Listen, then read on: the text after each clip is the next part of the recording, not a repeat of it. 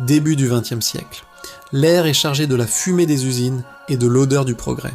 Dans ce monde en pleine mutation, une figure improbable émerge, non pas des rangs de l'aristocratie humaine, mais des profondeurs de la jungle. Massif, un singe, mais pas n'importe quel singe. Massif est un génie de la finance, un visionnaire cynique qui va poser les fondations d'un empire économique mondial.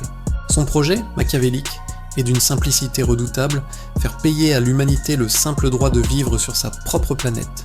Imaginez cet être, vêtu d'un costume d'aristocrate, une montre à gousset en or dans une main, un globe terrestre fracturé dans l'autre. Derrière lui, non pas des arbres, mais des affiches de propagande.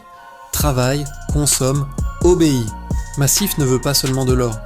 Il veut le temps, l'âme, l'essence même de l'existence humaine. Il rédige alors un programme secret, un testament empoisonné destiné à traverser les âges, une philosophie qui deviendra la norme. La première ligne de ce programme est une prophétie autoréalisatrice. Enseigne-leur à vendre leur temps pour racheter leur liberté.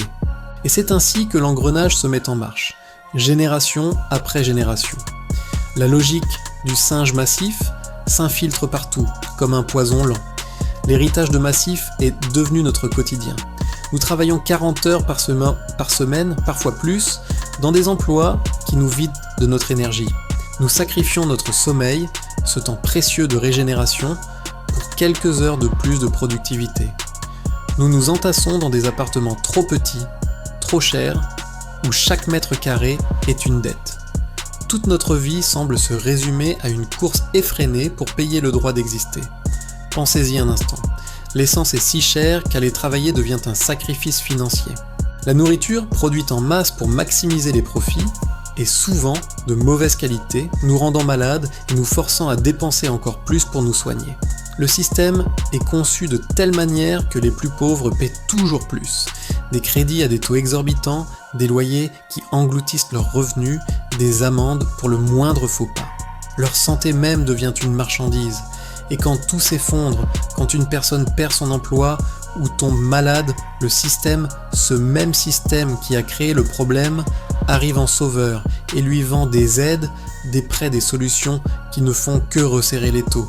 C'est le génie de Massif, résumé en une phrase terrible, on crée la pauvreté pour pouvoir ensuite la monétiser.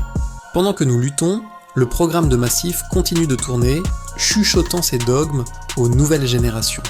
On nous apprend que la technologie, cette clé supposée du progrès, doit être chère, que l'innovation a un coût exorbitant, que le génie doit être rémunéré à des hauteurs vertigineuses.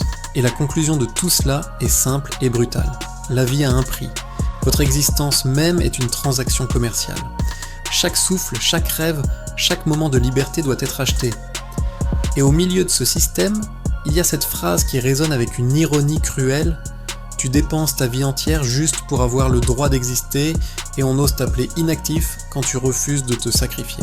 C'est l'absurdité de notre condition. On nous blâme de ne pas participer avec enthousiasme à notre propre asservissement. On nous juge si nous osons faire une pause, si nous remettons en question la course folle, si nous cherchons un sens au-delà du simple fait de produire et de consommer. Être inactif est devenu le péché capital dans un monde où l'activité est synonyme de sacrifice. Mais l'histoire ne s'arrête pas là, car même dans les systèmes les plus sombres, la lumière finit toujours par percer. Dans l'ombre des usines et des tours de bureaux, un groupe de conscience s'éveille. Des hommes et des femmes de tous horizons commencent à voir les rouages, à comprendre la logique perverse du singe Massif. Ils réalisent qu'ils ne sont pas seuls. Ils voient que leur fatigue, leur anxiété, leur sentiment d'être piégés ne sont pas des échecs personnels, mais les symptômes d'un système malade. Ces éveillés décident qu'il est temps d'arrêter de jouer selon les règles d'un singe cynique mort depuis longtemps. Ils se rassemblent, non pas pour détruire, mais pour construire. Leur mission, réécrire les règles de la rémunération humaine. Ils se demandent quelle est la véritable valeur de notre temps. Le temps passé avec nos enfants a-t-il moins de valeur que le temps passé dans une réunion ? Le savoir partagé librement a-t-il moins de valeur qu'un brevet gardé secret ? Et la liberté, la vraie liberté, peut-elle vraiment être achetée ? Leur but est immense, démanteler l'héritage de Massif, non pas par la force mais par l'intelligence et la créativité. Ils cherchent à créer de nouveaux modèles où la collaboration remplace la compétition, où le bien-être prime sur le profit et où la vie n'est plus une marchandise, mais un droit inaliénable. C'est le début d'une révolution silencieuse, une rébellion de l'esprit contre la tyrannie de la rentabilité.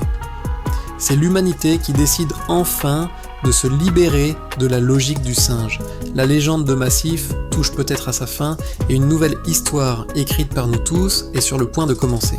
Si cette histoire vous a parlé, si vous vous reconnaissez dans cette lutte contre un système qui nous demande de payer pour exister, alors rejoignez la conversation. Partagez vos pensées dans les commentaires, donnez un pouce bleu à la vidéo pour soutenir notre travail et surtout abonnez-vous pour ne pas manquer les prochains épisodes de notre exploration. Ensemble, nous pouvons peut-être réécrire les règles. Merci de nous avoir écoutés et à très bientôt.